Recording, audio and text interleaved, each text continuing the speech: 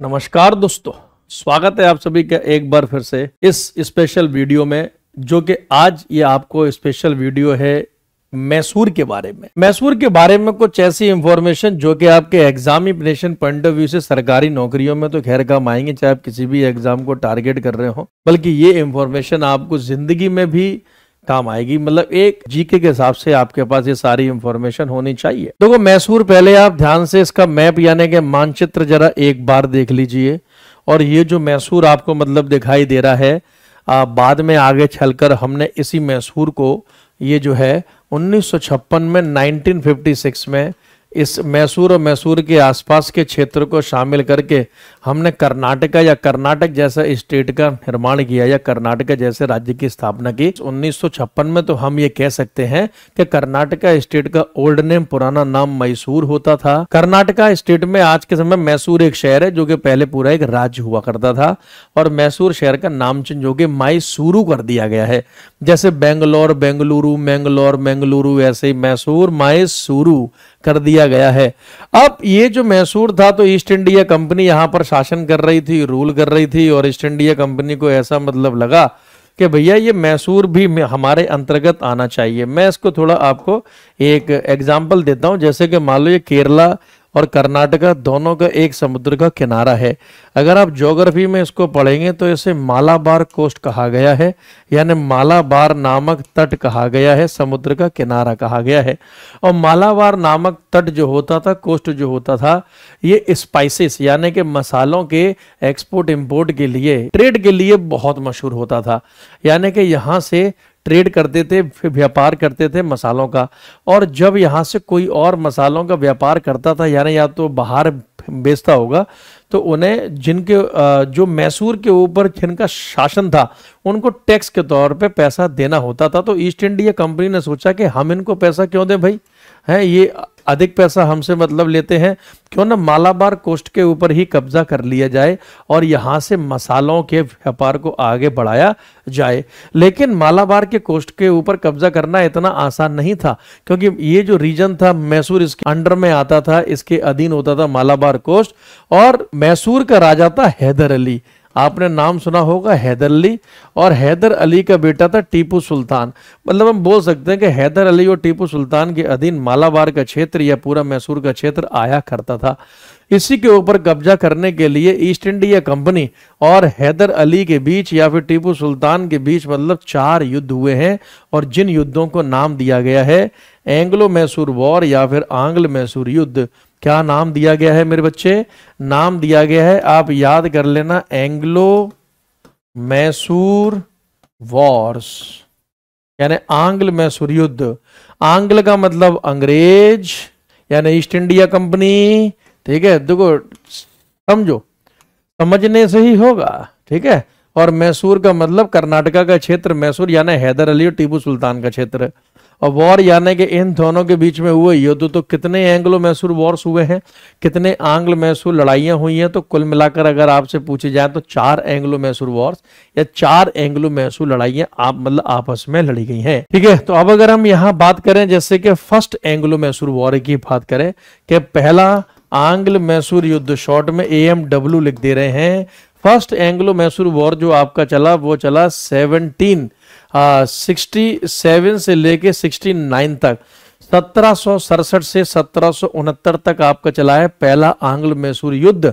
अब जाहिर सी बात है कि एक तरफ ईस्ट इंडिया कंपनी होगी इसमें, ठीक है, और एक तरफ आपका होगा हैदर अली, है ना, एक तरफ ईस्ट इंडिया कंपनी और एक तरफ हैदर अली। और इस युद्ध में विक्ट्री किसकी हुई, मतलब अगर पूछा जाए कि भैया जीता कौन, तो इस युद्ध में जीत हुई है हैदर अली की। यानी फर्स्ट एंग्लो मैसूर वॉर में हैदर अली ने अंग्रेजों को हरा दिया, दौड़ा दौड़ा कर इनको मतलब पीटा। और उस समय ईस्ट इंडिया कंपनी का नेतृत्व जो मतलब देश में कर रहा था, उस समय का गवर्नर ऑफ बंगाल होता था रॉबर्ट क्लाइव। लेकिन रॉबर्ट क्लाइव बंगाल के रीजन को देखा करता था, ये साउथ में लड़ाई मतलब हो रही है। तो बहुत सारे अंग्रेज अधिकारियों ने मिलकर इस लड़ाई का नेतृत्व किया, जैसे कि एक स्मिथ, जोसेफ स्मिथ नामक अधिकारी था, एक जॉन वुड नामक अधिकारी था। तो इनको मतलब हैदर अली ने हराया। हैदर अली बहुत शानदार शासक था, डिप्लोमेटिक कूटनीतिक राजा था, सोचो ये इतना मतलब इसके बारे में कहावत कही गई इतिहास ने, इतना होशियार इतना इंटेलिजेंट था कि जब ये अपने मंत्रिमंडल में यानी कि कैबिनेट में मंत्रियों से मीटिंग करने के लिए आता था, तभी ये अपने मंत्रियों को बोलता था एक काम करो भाई, तुम सब इकट्ठे होकर सारे के सारे सवाल पूछ लो, जरा तुम सब मुझसे एक साथ सवाल पूछो, क्योंकि भाई मेरे पास बहुत टाइम नहीं है। सब लोग इससे एक साथ सवाल पूछते थे और आखिरी में सबका आंसर अलग अलग देकर जाया करता था। ये भाई तेरे सवाल का आंसर ये है, तेरे का ये है, तेरे का ये है, तेरे का ये है। सोचो इसकी कैचिंग पावर कितनी शानदार थी। ठीक है, फिर इसके बाद अंग्रेज तो ढीठ है, बदतमीज है, ये तो मानेंगे नहीं, कुत्ते की धूम है। ये फिर से कब्जा करने के लिए दूसरी बार फिर हैदर अली से लड़ाई करने के लिए आ गए। तब हुआ सेकंड एंग्लो मैसूर वॉर, यानी कि दूसरी आंग्ल मैसूर लड़ाई। और सेकंड एंग्लो मैसूर वॉर आपका चला है 1780 से 84, 1780 से 84। अब ये जो सेकंड एंग्लो मैसूर वॉर जो हुआ, ये हुआ वही एक तरफ ईस्ट इंडिया कंपनी था और ईस्ट इंडिया कंपनी की ओर से एक अधिकारी था जो नेतृत्व कर रहा था, जिसका नाम था आयरकूटे, और यहां से हैदर अली नेतृत्व कर रहा था। वही हैदर अली जो मैसूर का शासक रहा लंबे समय तक। ठीक है, हैदर अली मतलब नेतृत्व कर रहा था, लेकिन बीच में ही 1782 में 1782 में हुई एक बैटल ऑफ पोर्टो-नोवो हुई। ठीक है ना, बैटल ऑफ पोर्टो-नोवो हुई और पोर्टो-नोवो की लड़ाई में पोर्टो-नोवो नामक स्थान आपको आज के समय में तमिलनाडु में है। ठीक है, बैटल ऑफ पोर्टो-नोवो में हैदर अली को आयरकूटे ने हरा दिया और इस लड़ाई में हैदर अली की हो गई मौत, ही डाइड। तो 1782 के बाद से इस लड़ाई को संभाला हैदर अली के बेटे टीपू सुल्तान ने। हैदर अली के बेटे टीपू सुल्तान ने इस लड़ाई को संभाला और टीपू सुल्तान इस लड़ाई का नेतृत्व फिर आगे के 2 साल यानी 1782 से लेकर 1784 तक, 1782 से 84 तक करेगा और ये अंग्रेजों को संधि करने के लिए मजबूर कर देगा। और अंग्रेजों ने इसमें संधि की ट्रीटी ऑफ मैंगलोर, यानी मैंगलोर के नाम से संधि की। मैंगलोर आप देख सकते हो आज के समय में कर्नाटका में ही है, पहले भी मैसूर राज्य में आता था। मैंगलोर की संधि हुई।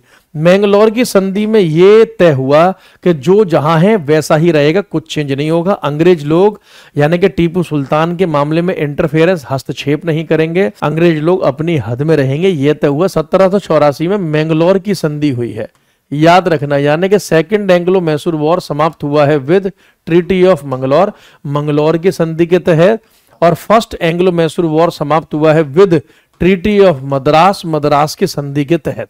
ठीक है, तो इसके बाद कुछ समय के बाद फिर तीसरा आंग्ल मैसूर युद्ध हुआ, यानी कि थर्ड एंग्लो मैसूर वॉर हुआ। थर्ड एंग्लो मैसूर वॉर ये चला 1790 से 92, 1790 से 92 तक ये युद्ध आपका चला। ठीक है, इसमें वही एक तरफ ईस्ट इंडिया कंपनी, और ईस्ट इंडिया कंपनी की तरफ से कौन था उस समय का गवर्नर जनरल कॉर्नवालिस था। ठीक है ना, कॉर्नवालिस आपने पढ़ा होगा, father of Indian civil services, भारतीय लोक सेवाओं को इसे पिता या पापा कहा गया है। और वही मैसूर की ओर से कौन था, तो मैसूर की ओर से वही टीपू, टीपू बोले तो टीपू सुल्तान था। अच्छा, यहां पर आपको एक बात और जाननी चाहिए कि टीपू सुल्तान ने with the help of French यानी फ्रांसीसियों के हेल्प या सहारे से अपनी सेना को मॉडर्नाइज बनाया था, अपनी सेना को आधुनिक किया था। इसमें टीपू सुल्तान हार जाएगा, यानी कि विक्ट्री किसकी हुई, इसमें अंग्रेज लोग जीत जाएंगे, इनकी होगी विक्ट्री, इनकी होगी जीत। और टीपू सुल्तान इसमें अपना 50% एरिया हार बैठा, यानी कि आधा क्षेत्र टीपू सुल्तान इसमें अपना हार बैठा थर्ड एंग्लो मैसूर वॉर में। और जिसके लिए इस वॉर को समाप्त करने के लिए एक हुई थी संधि, जिसका नाम था ट्रीटी ऑफ सेरिंगपट्टनम। सेरिंगपट्टनम की संधि हुई थी और सेरिंगपट्टनम की संधि के तहत Tipu Sultan near about 50% of area his lost, यानी अपने पूरे साम्राज्य का 50% क्षेत्र हार बैठा। बस फिर आखिरी में मतलब आपका होगा फोर्थ एंग्लो मैसूर वॉर, यानी कि चौथी आंग्ल मैसूर लड़ाई, जो 1798 से 99, 1798 से 99 चली। और वही इसमें हम देखेंगे कि ईस्ट इंडिया कंपनी की ओर से तो होगा वेलेस्ली। कौन था भैया, वेलेस्ली। में फिर आपको बता रहा हूं जितने भी बैटल्स और युद्ध हैं ये सब के सब आप मतलब इसी एक लाइन में मतलब पढ़ें, इस डायग्राम के हिसाब से पढ़ें, फ्लो चार्ट के हिसाब से, शब्द याद नहीं रहते मेरे बच्चों। ठीक है, और यहां मैसूर की ओर से कौन था, तो मैसूर की ओर से था इसमें टीपू सुल्तान। मैसूर की ओर से था इसमें टीपू सुल्तान। इस लड़ाई का रिजल्ट क्या रहा, परिणाम क्या रहा? तो डेथ ऑफ टीपू, यानी कि टीपू की मौत। तो फोर्थ एंग्लो मैसूर वॉर में टीपू सुल्तान की मौत हो गई अपनी ही राजधानी सेरिंगपट्टनम में, यानी टीपू सुल्तान अपनी ही कैपिटल में मरा है, सेरिंगपट्टनम नामक स्थान पर।